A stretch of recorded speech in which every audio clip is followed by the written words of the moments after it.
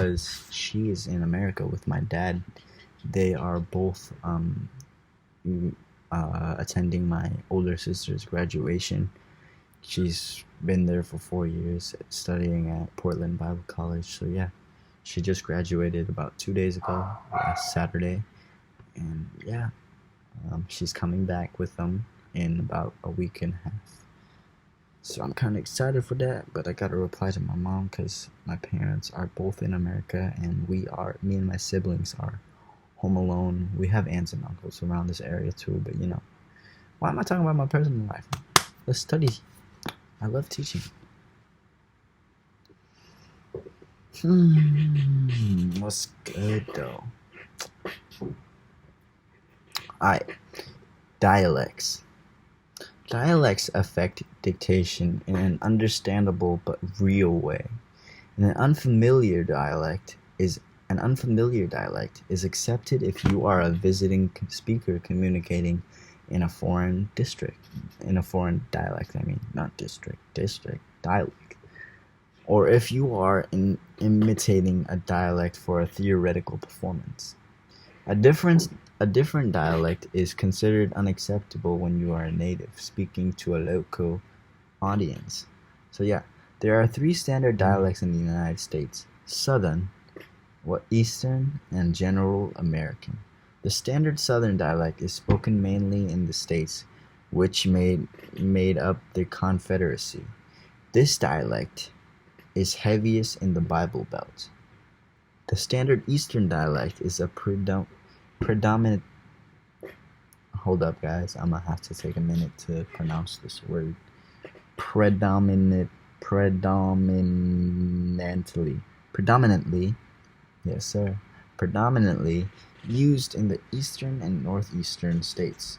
Its strongest use is by those people living in New York City and Boston.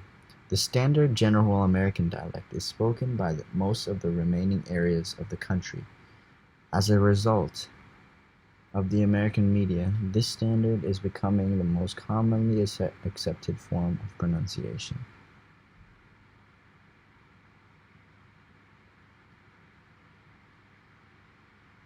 Yes, sir. Moving on. Most people are reluctant to accept possibility that they may need to change their ways of pronunciation. They do not want to give up the old ways to which they have become accustomed. Your best choice of pronunciation is simply the best speech of your own area. Pronunciation is constantly changing.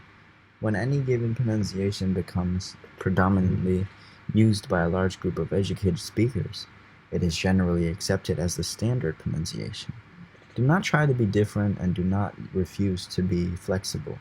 Follow this rule: be not the first by whom the new is tried, nor yet the last to lay the old aside. Let me say that again. Be not the first by whom the new is tried, nor yet the last to lay the old aside. Wise words. Wise words.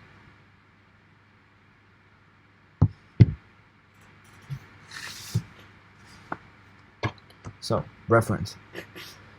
It is not true that every word has only one correct pronunciation, and all others are unacceptable. Some words may be pronounced more than one way, as you will find by referring to a general dictionary.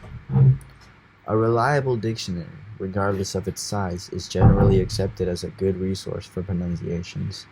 However, when choosing a dictionary, remember that the size of its editorial board determines its reliability.